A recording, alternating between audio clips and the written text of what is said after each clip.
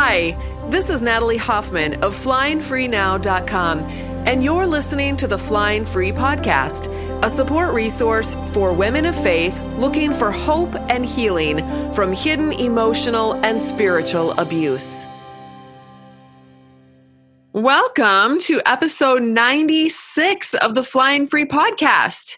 Today, we were going to have Patrick Doyle, but he ended up not coming to his interview.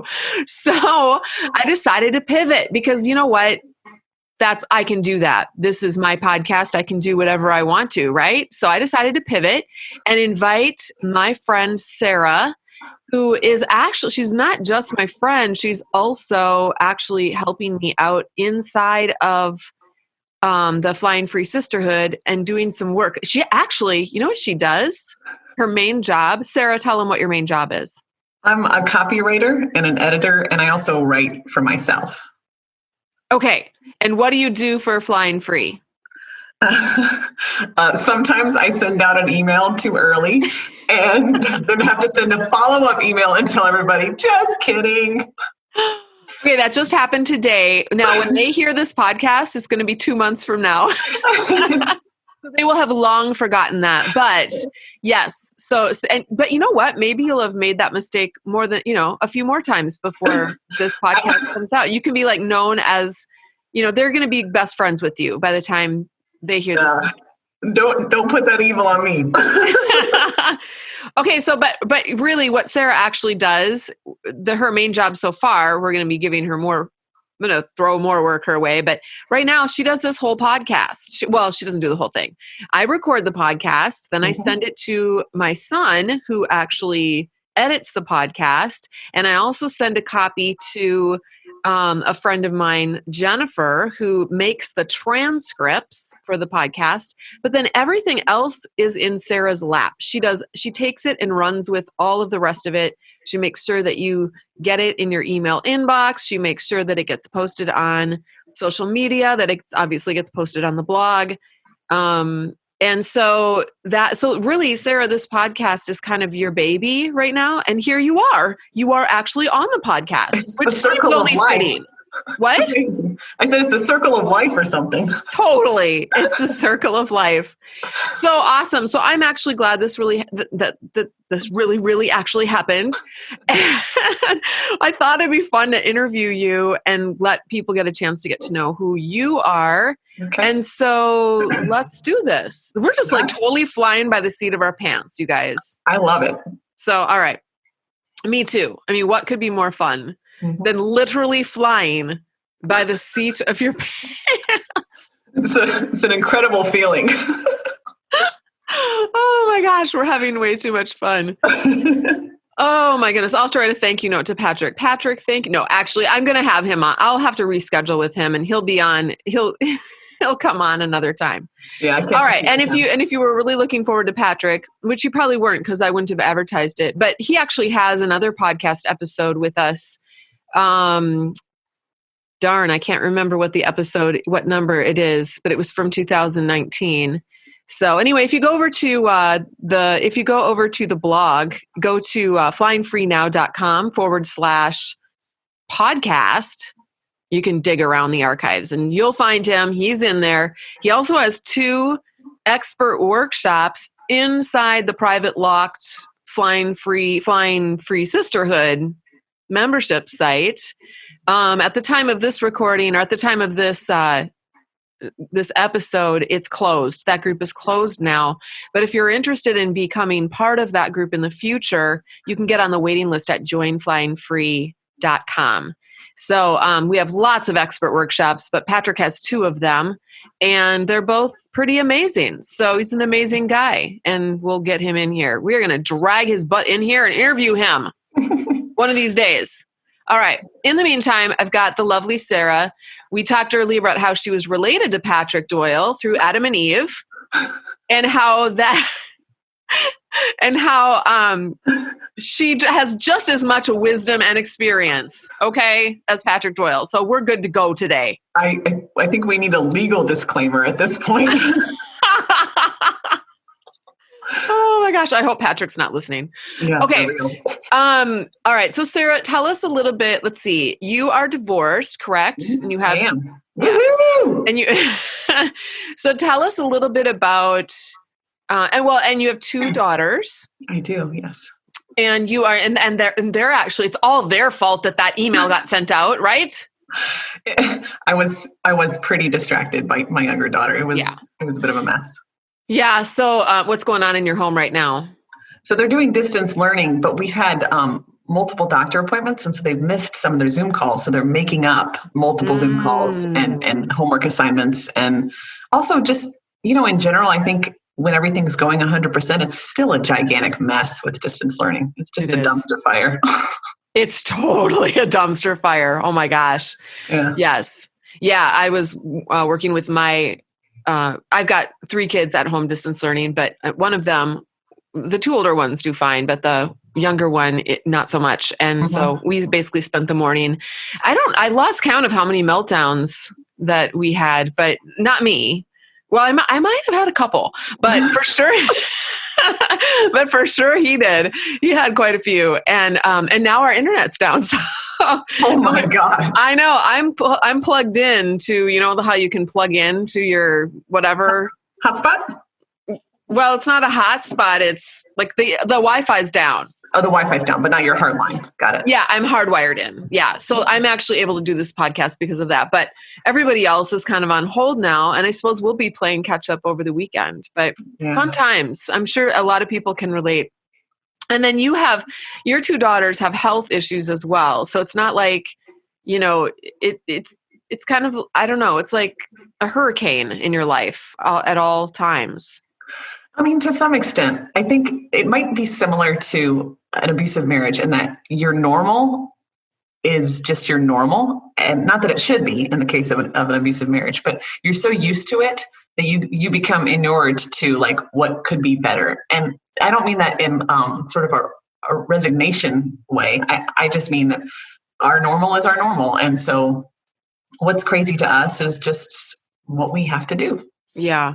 That reminds me, I was listening to Marie Forleo has this podcast called, I think it's just called the Marie Forleo Show.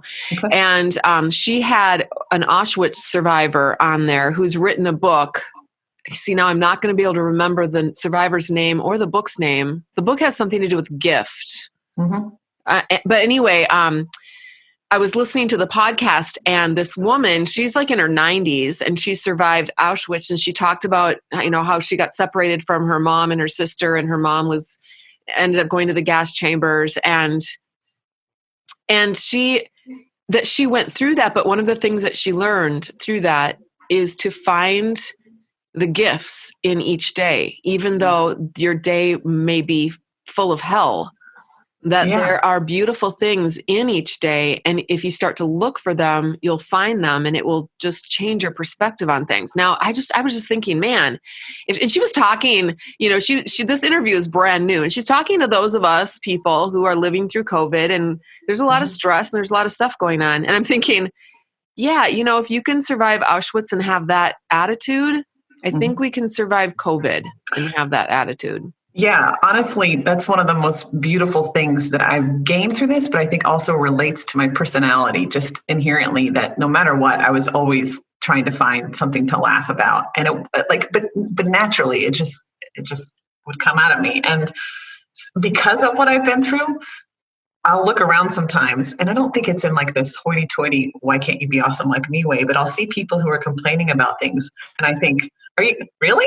Because I think everything's fantastic, and so, even with distance learning, it's not ideal. There's a lot about it that stinks, but I say that with the backdrop of it's okay, and this is not a big deal, and I'm just going to do what I can to make it work as much as I can, and otherwise I'm just going to let it go. Yeah, which is all rooted in what we choose to think. Yes, what we choose to make something mean. Yeah, for us. Okay, so you talk about, you are very funny. You guys, I just want you to know, Sarah's a very funny person. She makes me laugh every day, okay? And so how do you find humor actually, this is something I've noticed about survivors. They're actually they're a little bit edgy and maybe somewhat sarcastic. Not all survivors, but a lot of survivors are, I just feel like living in an emotionally abusive relationship or spiritually twisted relationship, it sort of brings out the sarcasm in you eventually, because it's either you go crazy or you get a little bit sarcastic, right? I prefer the sarcasm route. Yeah. So, but we do tend to have a good sense of humor. So how do you explain that? I mean, how did you find humor in your relationship? Your situation, I should say. There's so much funny about the relationship, right? Just kidding. Yeah, it was hilarious. I love it. It was like a merry-go-round in hell. Exactly. So, I think that was part of the light I brought to that relationship. So I think that that's just part of who I am. So I don't know if I can answer it in that vein, but I will say that, what you said about if things are really dark and even if you're resigned, maybe it's part of a defense mechanism, because if I make the joke before you do, then how can you hurt me deeply? And so there's a sad aspect of that. So for example, I'm actually writing a book, and in one of the chapters, it's on intimacy, and it relates to embarrassment. And in one of the chapters, I write as if I'm writing about a different person, but it's about me and about sexual rejection. And so I call out some of the things that my husband did that were really painful, but almost like in a casual, like mocking way towards me. And it's not because I actually believe these things, but I feel like it created a distance between what he did. And then it clarified that I'm to a point where you can't hurt me anymore. Like if I own sort of the negative, then what else are you going to say to hurt me? So maybe there's a dark aspect to that. And I don't mean to say that I don't mean to paint with a broad brush, because I do think a lot of my joy and my humor come from really pure and delightful places. But I know that that's a part of it. Yeah, that is so fascinating. I remember I would sometimes say self-deprecating things in order to beat him to the punch. Yes. Yeah. Because I'm so ridiculous, Right. And later on then, when I got out of that relationship and I got into another relationship, I had no desire to put myself down anymore. And I was trying to figure out why I always did that before. It was almost like I couldn't help myself. It was so weird. Yeah. It's so sobering though, because you realize, I remember in the past, at one point you talked about how we have to recognize and accept, but also move forward from the fact that being in these marriages, these relationships really did change us. And there's beautiful things to be gained, but they did bring a lot of harm to who we are and how we acted. So yeah, it did. Okay. So tell us a little bit about how you got how did you get out of your relationship? Were you in a religious environment? Did that make it difficult? Tell me a little bit about that. Yeah. So I feel like for me, spiritual abuse was front loaded in that I was in a church plant when I was, maybe 18. And I actually ended up living with the pastors for the first year of college. And long story short, they ended up with complete control of my life. And I didn't realize how desperate and dark I felt until I started I started having suicidal ideation and attempted suicide a few times. And I got married not long after, which I don't recommend. Not marriage, but just maybe getting married young. And I think I thought that I was getting out of a bad situation for my family and maybe sort of getting away from those people directly. But it didn't really work, because I just was so tied into wanting to honor the Lord. And I was in ministry at the time. I was a worship leader for 12 years altogether. And so I just, thought I have to stick it out. I have to stick this out. I would get physically ill on the way to church. That's how stressful and horrible it was. And I reacted really poorly during the first year of my marriage to my husband's behavior. And because no one around me really understood what was going on, they went to you're crazy.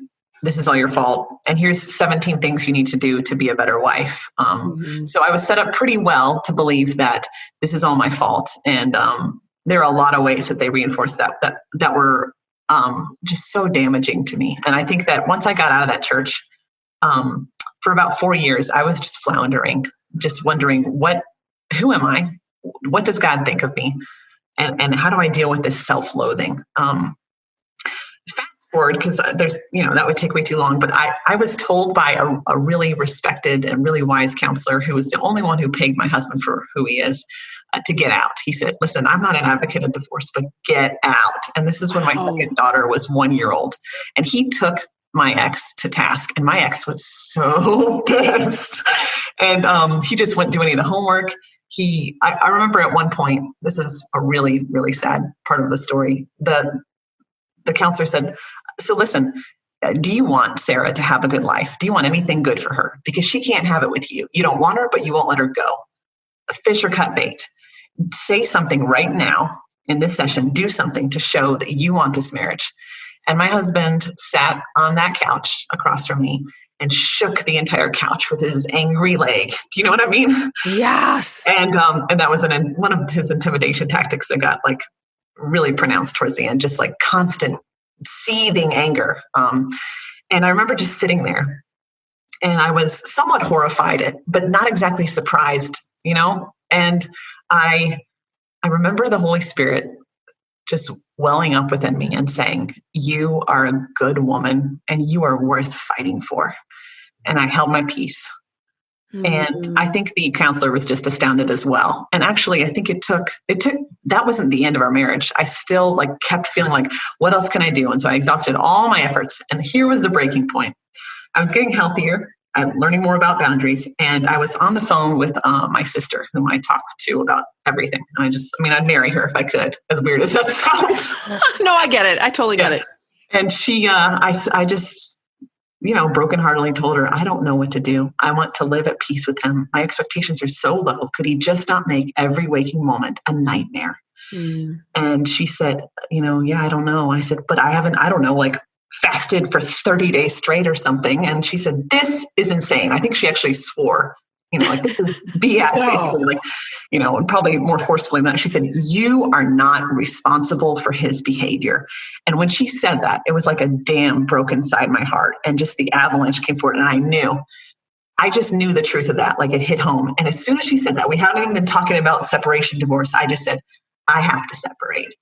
And so I started making a move toward that. And I don't care how it sounds, but I am so freaking proud of myself, because it was so scary. There seemed to be so much against me. None of it made sense. I had no plan. Everything was crazy. It was terrifying, and I freaking did it. You did. That is amazing. I think I celebrate every woman who is able to get out. I really do. Because it does take it. They basically. It's like you get, I was watching, what show am I watching on Netflix right now? It's called The Stranger. I might not have the best taste but I love British drama. Okay. So I love British murder mysteries and stuff. Anyway, there's this, at the very beginning, there's this scene where this boy is running away from something. Now he is high on drugs and stuff. So the analogy does break down a little bit here, but in the scene, he's running and he's shedding his clothes. And by the time he gets to the end of his running journey, which ends badly, he's completely naked, and he ends up laying there in the grass after a long fall. But he gets away from whatever. I think I'm not really sure. I'm still watching it, so I'm not really sure exactly why he was running or whatever. But my point is, that's how I picture women trying to get out of their abusive relationships. They're running, and they have to get everything that they love and that keeps them covered and that keeps them safe. They have to shed everything one by one by one until all they have left is their bare naked self laying on the ground, flat on their face. And that is the place that they start their new life. But it's only from that place. And it's very difficult to be fully clothed on one side of those woods and understand, my word, to get out, I'm going to have to shed everything and run to the other side. It's kind of like Survivor, like a Survivor challenge or something. And, it's who wants to do that? That's not appealing. No, it's not. I just really resonate with what you just said. I just love, and I'm saying this from the other side in a large sense. So I don't say this without compassion for the people who are so scared. I don't want to come off as like this. I've arrived. Why haven't you? I haven't arrived. I'm out, but I haven't arrived. There's no arrival point. It's just, moving into We're all still running. Yeah. But I know that like staring down as much as I could, losing everything brought so much freedom. And I think that's actually key. Oh, here we go. Back to what we said earlier. If you lose a ton, or what you consider everything, then anything you have, even just a small joy, seeing, a caterpillar or being able to eat ramen for lunch, it just brings you happiness in ways that it wouldn't have before. So we don't take for granted all the beautiful, small, tiny things, all the peace, all the smiles, all the quiet in our homes after this. I think that's a big part of it. Yes, I do. I agree. I totally agree. It makes me think of the verse that says, you lose your life, but you gain your soul. Yeah. That actually was compelling to me when I was getting out, because when I was told to get out by the counselor, I remember first I said to him, how is this not manipulation? Like forcing, it's like an ultimatum. And he said, no, you're just accepting that you don't have a marriage and acting based on that. Right. But I was so scared. I remember thinking, I don't make any money right now, and I haven't been in the workforce for a while. And also physically, I couldn't handle getting out. So I don't hate myself for not doing that. I just needed to recover from giving birth to my second and all my health problems related to that. But I think that the freedom that I found within that was based on being, I lost my train of thought. So I think that like in the end, I got to the point where I didn't care what I needed to lose. I just knew what I had to do.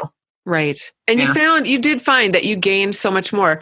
And I think that's important too. I think we put a premium on comfort, but actually freedom, there's something to be said for freedom. And anyone who's experienced not being free and then being free understands exactly what I'm saying. Yeah. Go ahead. I wasn't joking when we started this and I went, woohoo, about being divorced. Like I'm still a little bit on a high, and it's been a while. Yeah. And everyone, just for people who are listening, who are not feeling like that, because I've talked to people who are divorced or newly divorced and, or even out for a few years, and they're not feeling on a high. They're feeling like, they're still, so that's actually something that we do. I'll just put this in there. If you are a divorced woman of faith and you're feeling really still stuck, I have a program that's opening up in January of 2021 called Flying Higher.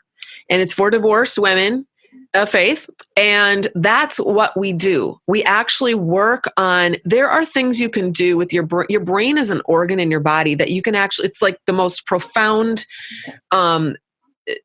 highly functional, amazing, incredible thing that you have, gift that God's given to you.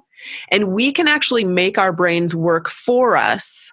The Bible talks a lot about this, but we don't, we spin it in a spiritual way rather than looking at it from a scientific perspective. But we can actually take our brains and we can do things with our brains that will help us to create a completely different future for our lives. And so, because our brains will always look for evidence of what our brain believes. And we get to tell our brain what to believe. That's what faith is, you guys. We tell our brain what we choose, what we are deciding that we want to put our faith in. Whether it's ourselves, God, somebody else, a program, a church, our husband, we decide what we're going to put our faith in by the thoughts that we think. And we get into great depth into this in the Flying Higher program. And so I think it would be very helpful for people who are really struggling with almost like, I started off with we have a beta group. Okay. So and actually Sara is in that beta group. I am. Well, and so the very beginning, the very first course that we did was just, we get out of our abusive relationships, but then we're left abusing ourselves over and over and over again through our thoughts. It's almost like the abuser is kind of a mind worm in our, and he's burrowed into our brain. We got to get those voices out of our brain. And we can do that. And people are doing it. It's very transformative. So if this sounds like if it sounds like something you need, just go to joinflyinghigher.com and you can get on the waiting list. And then if you're on the waiting list, when it opens up, I'll send you an email and let you know it's open. You can join now. And then I'll tell you more about it. And we'll probably have some videos and things like that. But so anyway.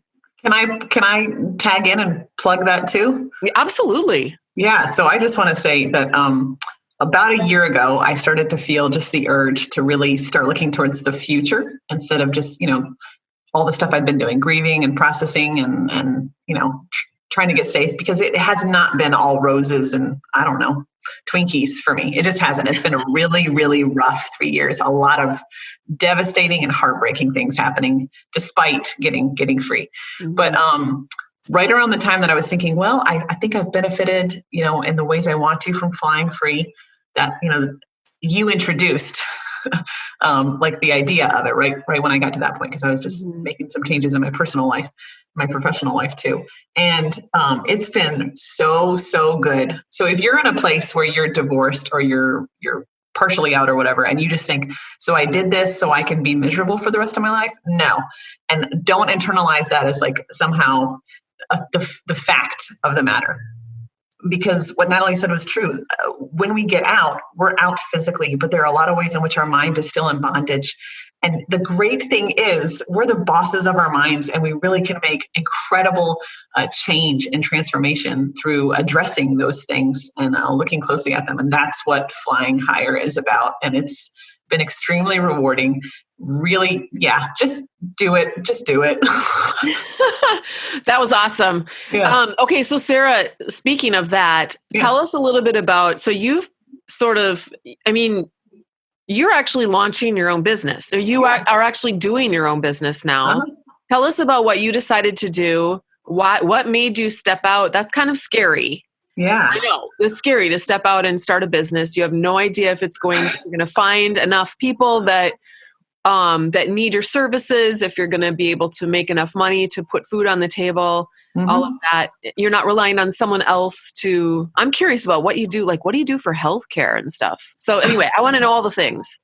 Okay. Some of it doesn't sound spectacular at all, but maybe that will encourage people all the more. So, last summer, this is sort of when things started. I've been doing ESL, English as a second language, online since I right before I moved out. That was in 2017, the summer of 2017, and it paid okay, and it was what we needed. It was a really big blessing for that. But there's like no job security at all, no benefits, and there's no way to move up.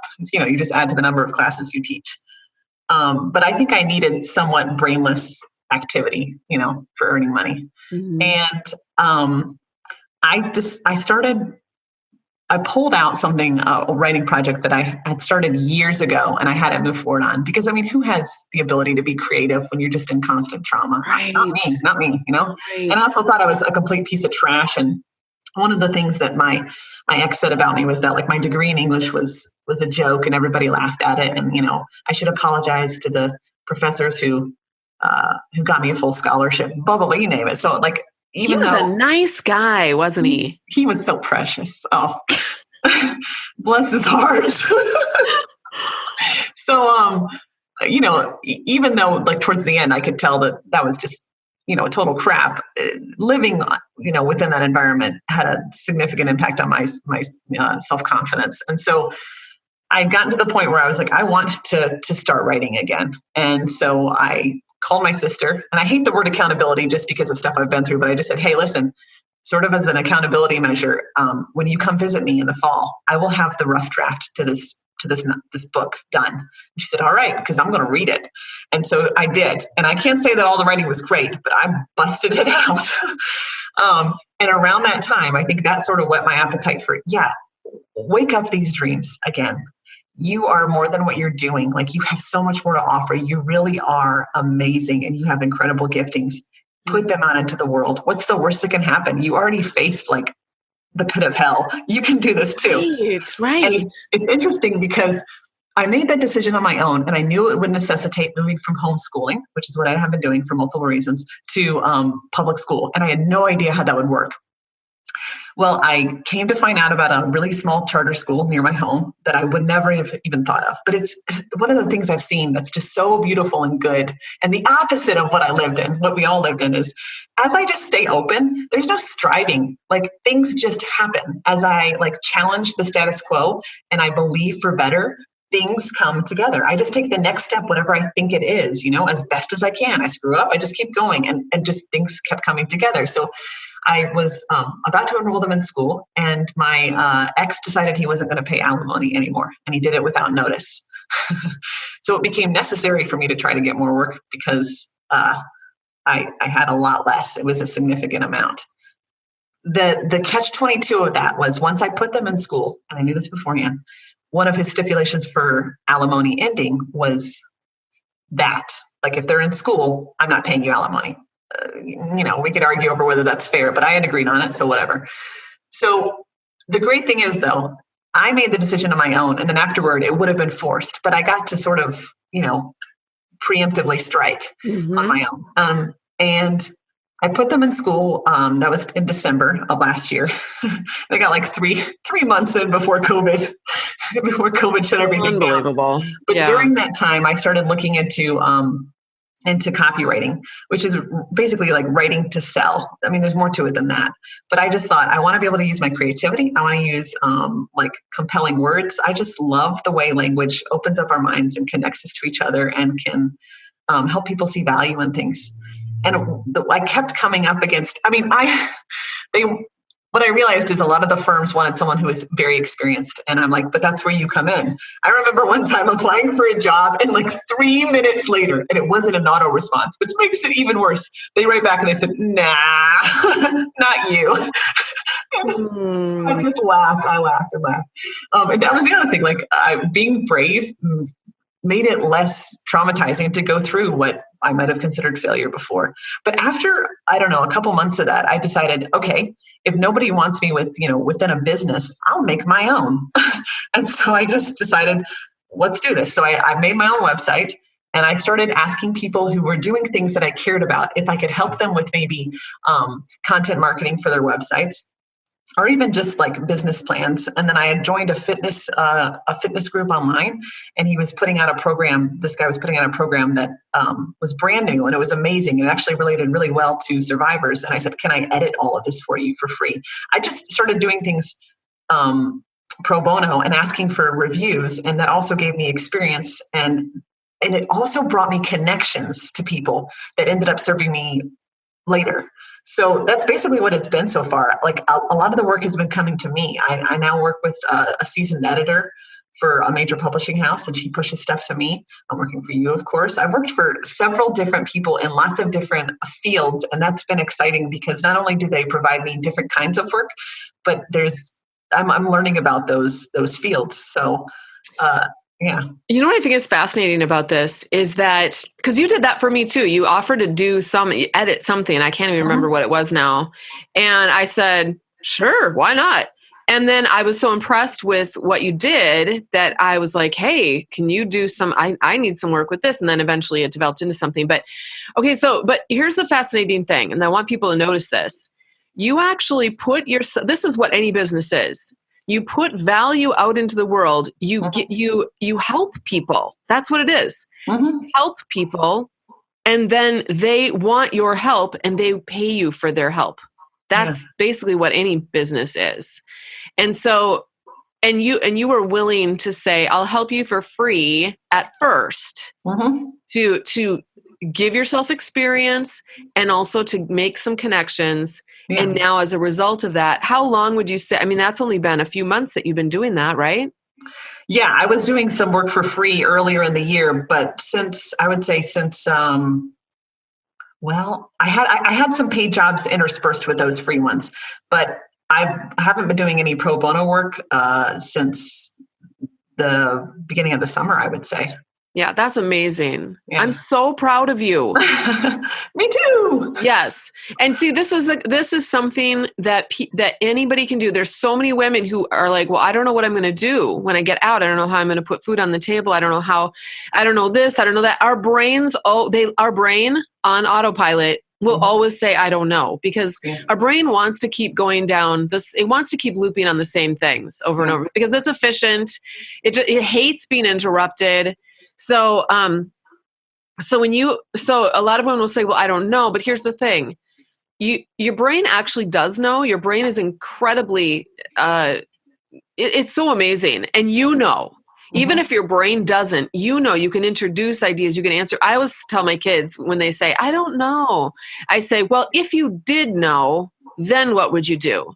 And they're completely taken aback. They're like, they're just stunned. They're like, oh my gosh, well, in that case. And then they start coming up with, answers because it actually makes their brains take a step back and go, oh, fine, I'll work on it then. I'll think about it. I'll come up with a solution. And then people do come up with solutions. People are wired by God to be survivors and to make things work. And you are a woman who had financial difficulties. You had health issues. You had 2 children with health issues also, like not just your run of the, garden variety snotty nose here and there. They had serious health issues that were ongoing, involve hospitalizations, involve surgeries, involve all kinds of stuff. Yeah. And yet you ran through the woods. You got to the place where you didn't have anything and you were able to start over again from that place of having nothing. And God was with you every single step of the way. Yes, yes, yes, yes.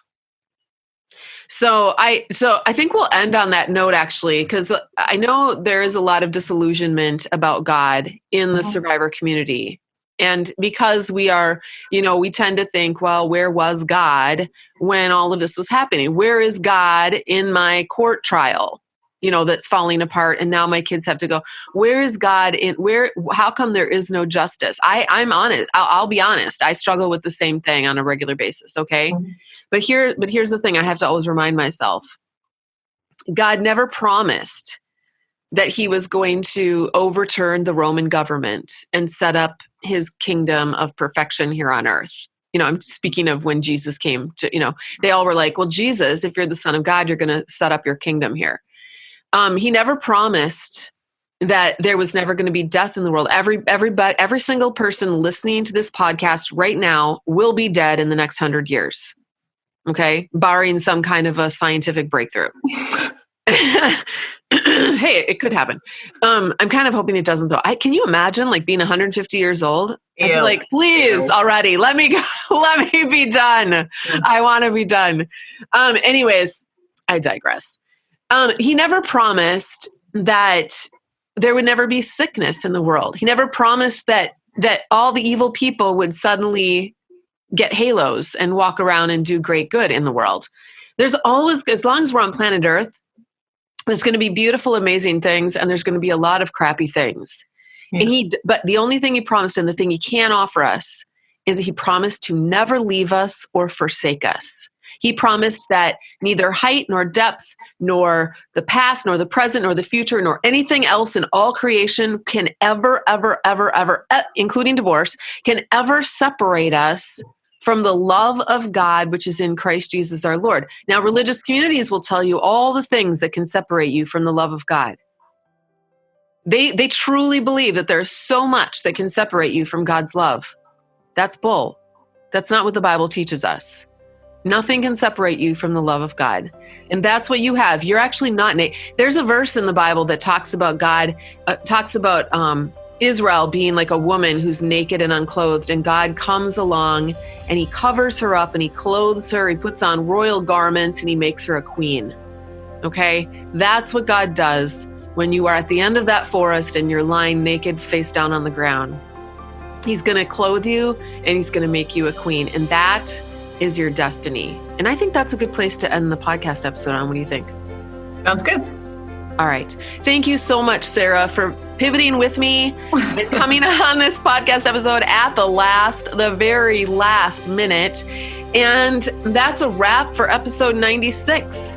And thank you for those of you who are bearing with us and listening to our serendipitous episode. Until next time, fly free.